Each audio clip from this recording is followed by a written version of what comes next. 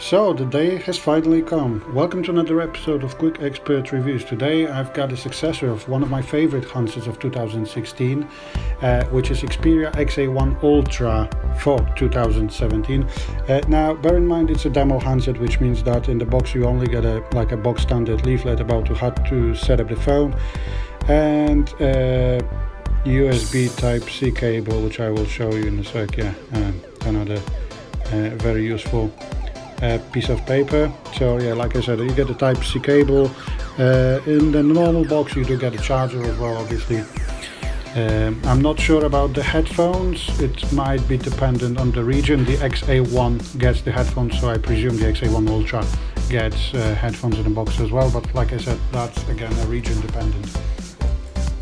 So yeah, to the right you've got the volume rocker and the physical shutter button, and a power button obviously, and you get a headphone jack. To the left of the handset you get a tray where you can put a SIM card, nano SIM, and a memory card up to 256 gigabytes.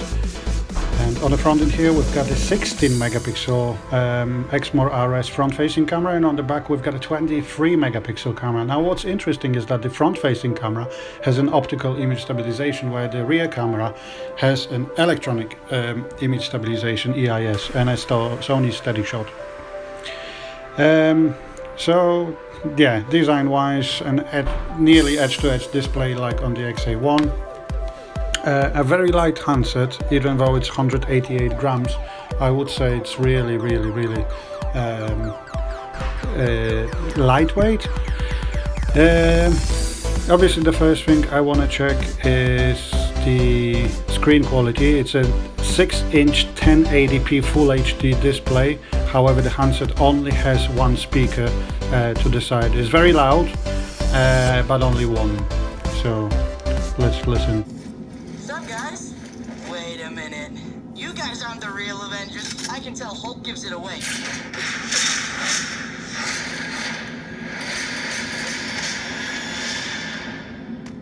Oh, that was awesome.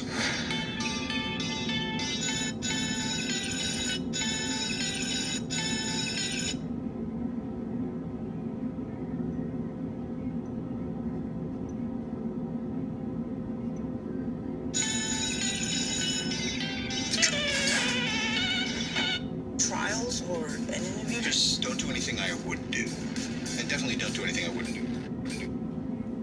Yeah, so as you've seen, I've slightly adjusted the display quality to super vivid mode, but to be honest, I'm really impressed with the display quality. Way better color saturation and way better display itself over the previous handset XA Ultra.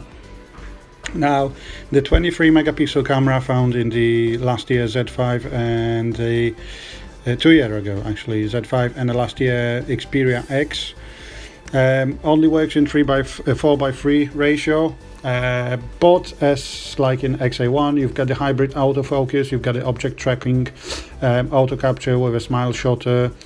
You can obviously adjust the grid lines, and to be honest, these camera, especially in that Superior Auto.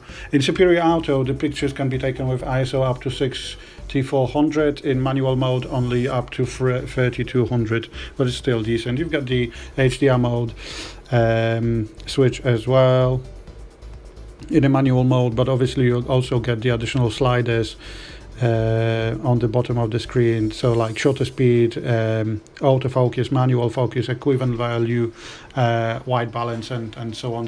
So again, in my opinion, really rich camera experience in regards to settings. Some of them are only found on higher spec phones, so well done to Sony.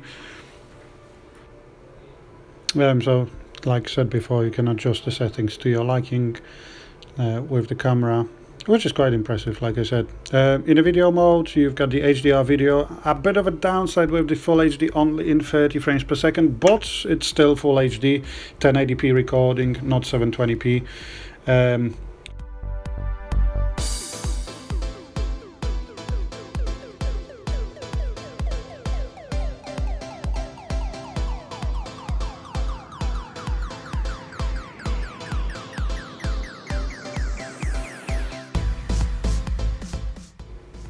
And as it is with Sony, you've also got the camera apps, the AR effects, the time shift burst, which allows you to take like 40 pictures and then choose the one you'd like.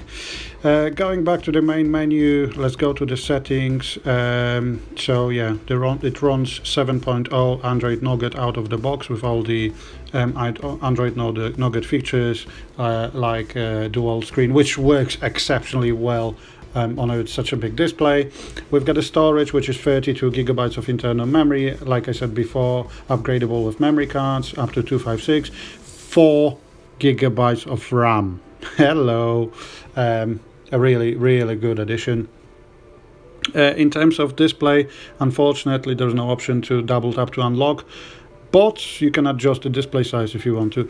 And now obviously we've got one of my favorite features, which is one-handed mode. That's known from the XA, but you've got a bit of more options. So if you slide from the right side, you've got the one-hand mode on the handset.